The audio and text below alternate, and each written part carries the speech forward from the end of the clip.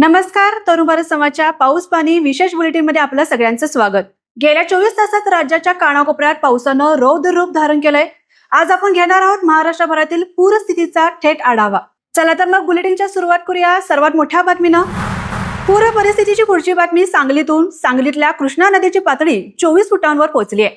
यंदा कृष्णा नदीपेक्षा वारणा नदीला आधी पूर आल्यामुळे हरिपूर संगमावर पूरस्थिती निर्माण झाली आहे. दिलासादायक बाब म्हणजे कोयना धरणातून अजून विसर्ग सुरू झालेला नाही, पण पाऊस असाच राहिला तर पाण्याची पातळी आणखी वाढू शकते. या संपूर्ण परिस्थितीचा आढावा घेतलाय आमचे प्रतिनिधी अक्रम शेख यांनी. पाहूयात त्यांचा हा रिपोर्ट. सध्या मी आता आयर्विन पुलाजवळ आहे. आपण पाहू शकता कृष्णा नदीची पाणी पातळी ही संत गतीने वाढत आहे. तर आता सध्या आयर्विन पुलाजवळ 24 फुटावर पाणी पातळी पोहोचली आहे. सांगली शहरात सध्या पावसाने उघडीप दिली असली तरी कृष्णा नदीच्या पाणलोट क्षेत्रात संततधार पाऊस सुरू असल्यामुळे नदीत पाण्याची आवक कायम आहे.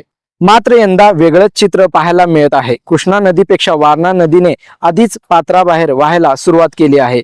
हरिपूर येथील वारणा कृष्णा संगमावर वारणा नदीच्या पाण्याचा फुगवटा होत असल्यामुळे त्याचा परिणाम कृष्णा नदीच्या पाणी पातळीवरही दिसून येत आहे.